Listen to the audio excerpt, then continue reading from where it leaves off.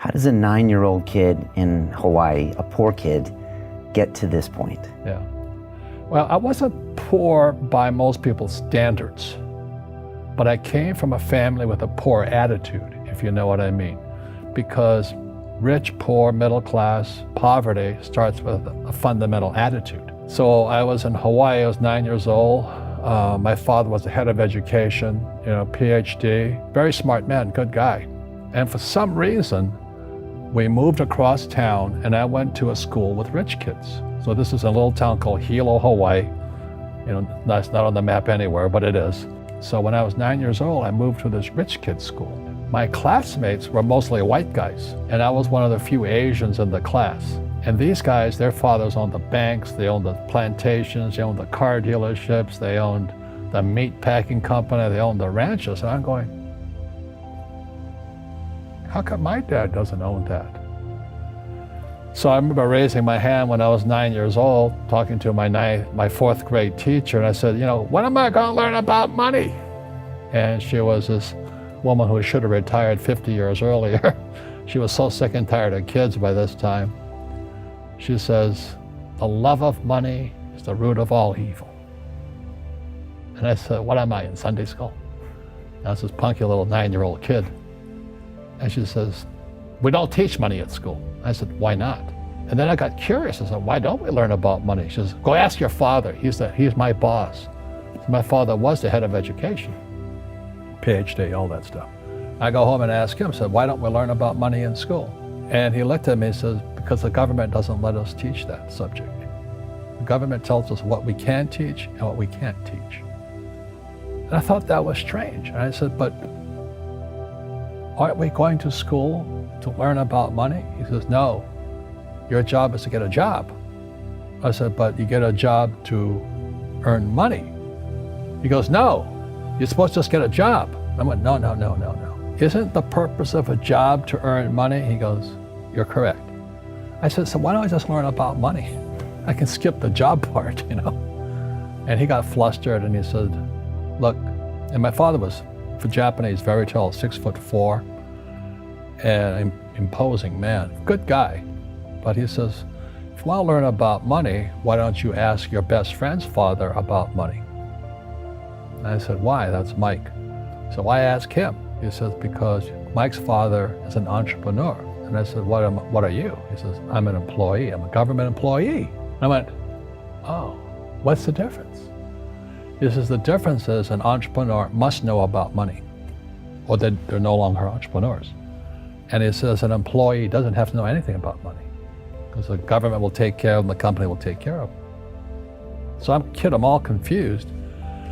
But I took my dad's advice and I trundled over to Mike's father's office and knocked on his door and I said, hey, I'm here, 9 years old, teach me about money. He says, beat it, kid, But that's where the story of Rich Dad, Poor Dad started.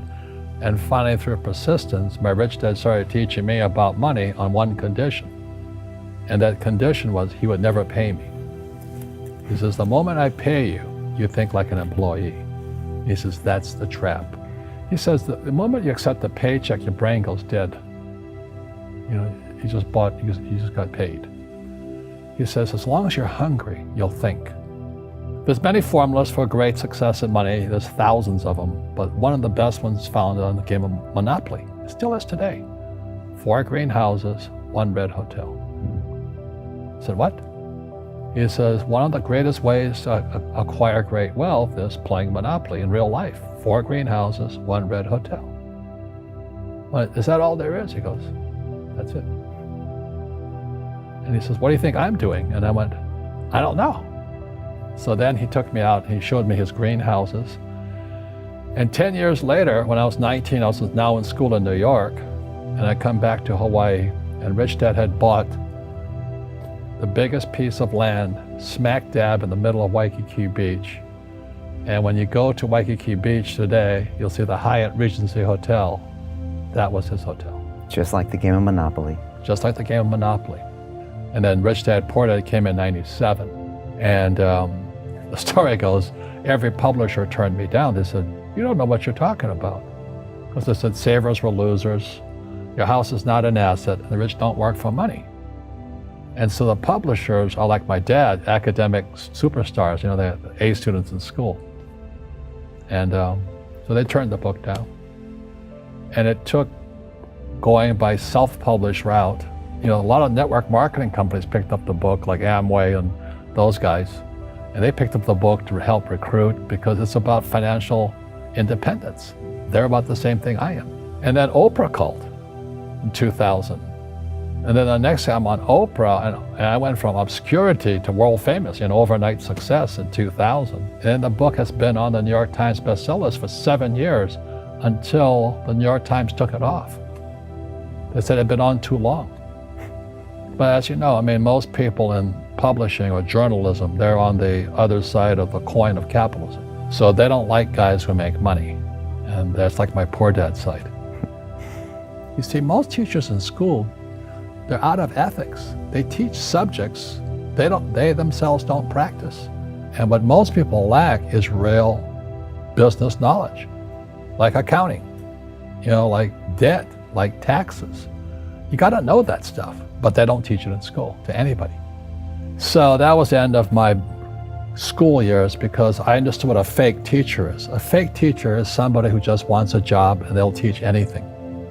They teach how to shine shoes if you paid them more money. I asked the teacher, I said, I'm in my 3rd year of calculus now. It was called strength of materials. I said, am I ever going to use this stuff? He goes, no. I said, why do you teach it? He says, because I get paid. I said, do you ever use it? He goes, no. My PhD dad, he says, what do you think I am, made of money? I can't afford that. And my rich dad would say, that's why he's poor. Poor people say, I can't afford it, I can't do that, I don't have time. Because this is an escape. Do the rich people cringe and say, don't tell them that, Rob? Yes. Don't tell people what you know. Right. Keep them poor. So today when people ask me what I do, they know me as the author of Rich Dad, Poor Dad. I just say I play Monopoly.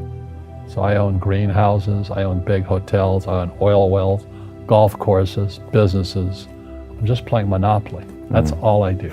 The school system was designed to teach you to be an employee, which is important, or a doctor or a lawyer, a specialist, but never about money. So once I got old enough and I had already retired and I was rich and I was fairly well off, it was kind of a social conscience. I said, I have to share what I know. So that's kind of the story. And I play Monopoly in real life. I don't need a job. I don't have a retirement. Don't need a retirement. I don't want the government to take care of me. But I felt a social responsibility to teach.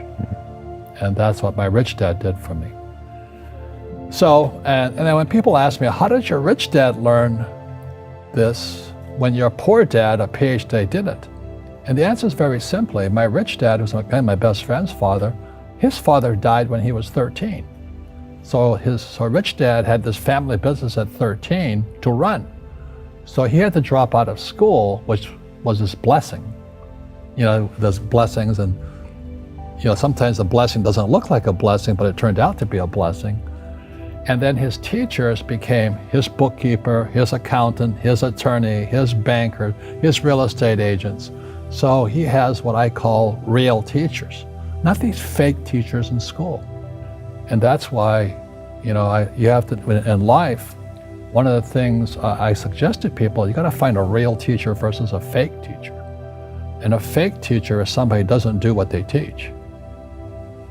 And a real teacher is doing what they teach every day. So my accountants, my attorneys, they're in it every single day. And that's how I learn, because every day I'm solving problems in my business. So I have accountants and attorneys and bankers and all these people on speed dial because I'm solving problems with my team. People say, well, money is not that important to me. Then if money is not that important to you, money is not important to you. You know what I mean? I don't care about money. The money doesn't care about you. The word does become flesh. Or I'll never be rich. Or the favorite one is the rich are greedy. It's the poor that are greedy. If you think about it, because to be rich, you have to give something. I have to produce books and games, and I purchase real estate, I provide housing. provide jobs and all that. That's why I'm rich. But greedy people produce nothing. Oh no, it's the rich that are greedy. And I'm going, hey, sports fans, you know, you point a finger forward, 3 are pointing backwards. And so, as we know, there's a big attitude problem against the rich today. I had a guest on my show recently and he said, poor people are selfish. Hit a lot of people below the belt. And he said, no, think about it. These people are selfish. They're always complaining about their problems. They're always focused on their own issues. Do you agree with that? Well, the way you get rich, you solve other people's problems. Right, that's how you create value. Right. Yeah, if you could cure cancer today, you'd be a trillionaire. You'd be an instant trillionaire.